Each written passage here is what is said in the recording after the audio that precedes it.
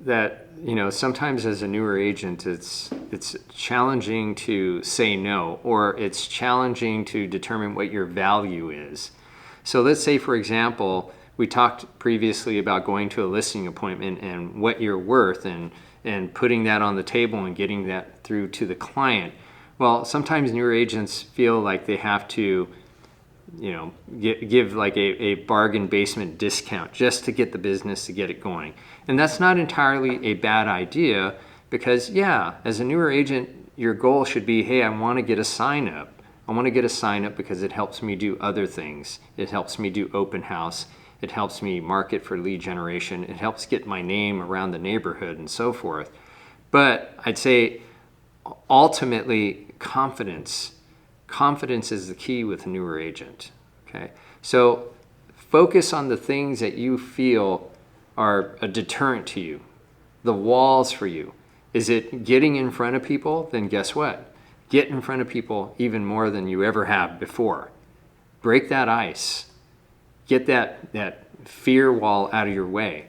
Just build up a tolerance for the cringy feeling that you get with getting up on stage. I know some folks out there, they say that they'd rather jump into a bucket of spiders rather than get up and speak personally to a group of people.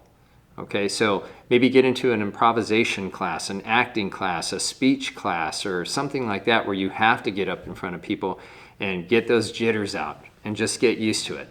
Even me, myself, as a coach, as a trainer, as a mentor, before I'm going to do a Zoom or get up and public speak, hey, I get the jitters in there, but you know what? I turn that energy and I bring it to the table and I push it out to the agents, and I get that good positive energy, and I just throw it out there. And I don't know, now it's at the point where after a few seconds, hey, I get in a zone, and there you go. I'm on my way. I'm connecting. If it's contracts, hey, you know what? Find the most knowledgeable person you can to help you bog down and learn that contract. Learn those disclosures.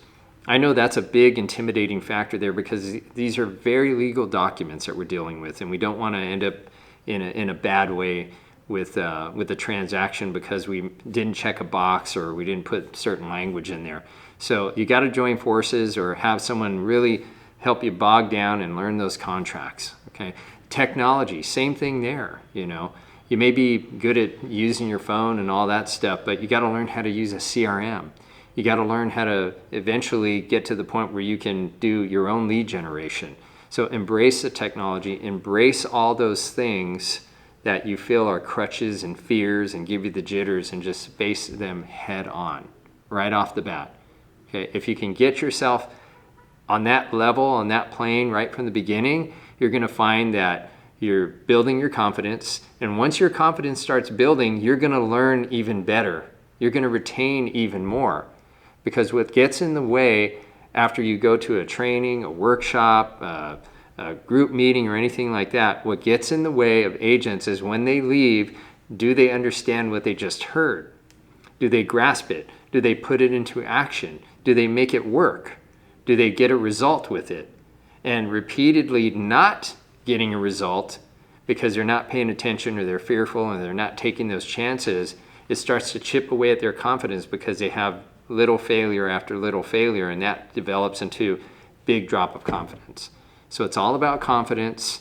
It's all about getting out there. It's all about, if you refresh my memory what the initial question is, what was the initial question there?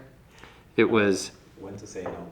When to say no, okay? So I know I segued into something else, but when to say no is when you feel that your time and your efforts are being budgeted. They're being discounted, okay? You should have a threshold, a certain point where you just have to really put it on the table, insist to them that you are worth something, you are valuable. It'd be great for you to, like I said, join forces with a good mentor or with a team, so that you can have that borrowed credibility of the mentor or the team to help sell your value more.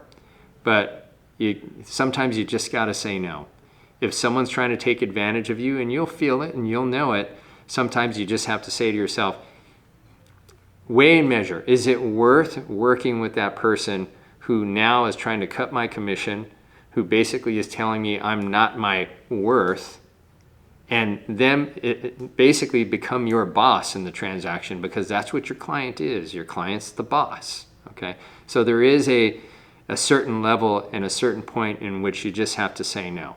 I have said no a handful of times in my career where someone was just unrealistic on price, unrealistic on terms, and my time is money. My effort, okay, I would like to see in a good end result. I don't want to set myself or the client up for failure. So sometimes you just have to say no and move on and wish them the best. You never know. They might come back when they see that they brought someone on who was just a yes person and they were doing it the client's way, who's not the professional, instead of the professional's way. And sometimes they have to learn the hard way and end up coming back to you later anyway.